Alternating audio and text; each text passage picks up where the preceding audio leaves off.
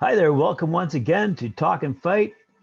Joining me in the studio, Neil the Deal, and he's going to talk about one of our favorite fighters, Cesar Chavez. Part two. How you doing, Graham? Thanks I'm for having doing me out. great, thank you. Y'all ready for Christmas, Graham? Yes, I am. That's good. I'm surprised. All right. So, anyways, how you doing, everybody? Thanks for tuning in.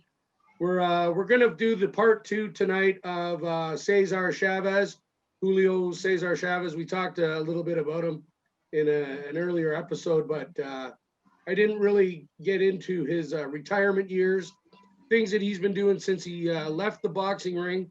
So I think Graham, we're going to talk a little bit more about Chavez. Did you watch any of his fights between then and now, Graham? Like, have you spent any time on Mr. Chavez? Not since we last talked. No, I haven't. Sorry. Really, I'm disappointed, Graham. Come on, these are the kind of things I've asked you to do so that when we talk about these guys, you have an idea of who we're talking about. You know what I'm saying? It's all about time, and Yeah. I know. Okay, so anyways, let's talk about Chavez. Okay. I'll just close my eyes and just imagine I was there. Okay, go. Yeah, there you go. That's the way to do it. Okay, so Chavez, we're going to talk about Chavez, guys, tonight. Stay tuned. Get your nibs, popcorn, whatever you guys are into, or nachos, whatever. I like nachos personally. Nachos. Cheese, and nachos. So, anyways, Chavez. We did the part one, part two. I'm going to start it off with he actually boxed.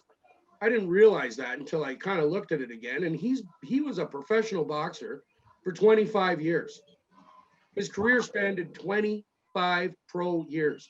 So that's unbelievable, really, when you think about it. Not many guys have a 25-year career. I mean, most boxers will tell you. It's like football players, right? The average stay in the NFL is like 3 years. That's it. Running backs, I think it's 2 years. But anyways, boxers are the same. Get too many injuries, you end up. What are you going to do if you're injured? You got to stay healthy out there. That's number one thing with everybody. Come on, guys, stay healthy, eat healthy, exercise. Do your homework, whatever you got to do, guys. All right.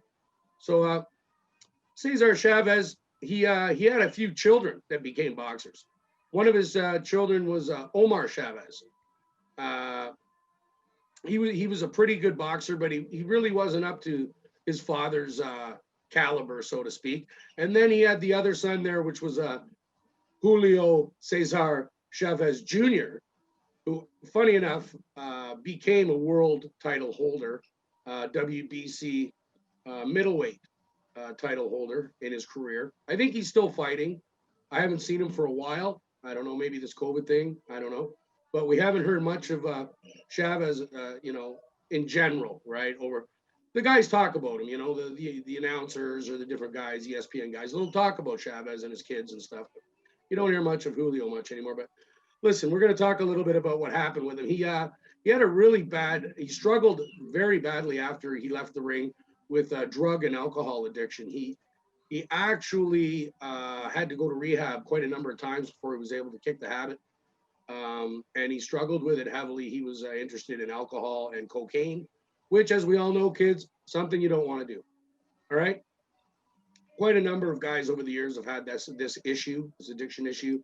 And another one that recently comes to mind with myself, because he was such an influence on me in my musical career, was Eddie Van Halen. So Edward had the same problem as Chavez, but unfortunately, Eddie's not here with us anymore. Rest in peace, Eddie. Love you, man.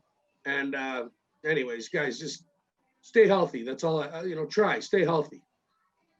So he struggled pretty badly with that. And he ended up basically getting away from it. He started businesses and he bought properties. So he's turned it right around, which is really good to hear. Julio, nice work, man. You're a fighter. Don't give up. You know what I mean? That's how fighters are. All right. So he's had some tragedies in his life too. Recently, his brother was shot and killed during a robbery at his brother's business in Mexico.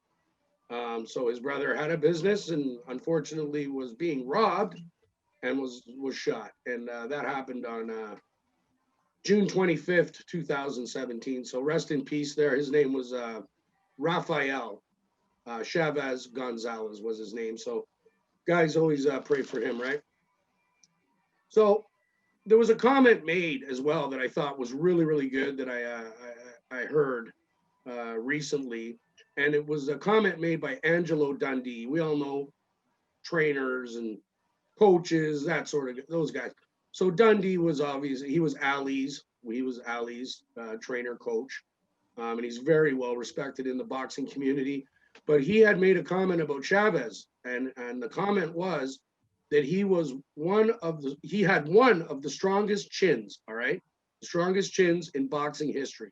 So it's an interesting thought because boxers, you got to have a strong chin.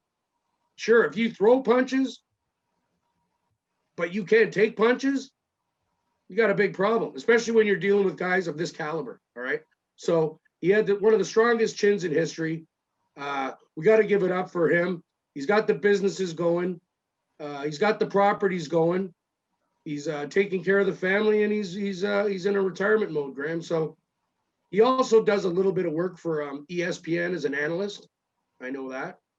And also Azteca, the other sporting, I believe it's in Mexico, Azteca. It's a Mexican television production company of some sort. But he is a boxing analyst on both those two venues. And so apparently, once in a while you'll see him, I guess, on ESPN or out there in Mexico. So Julio, thanks a lot for the stellar career. Neil the Deal gives you 2 thumbs up for that. Absolutely 2 thumbs up.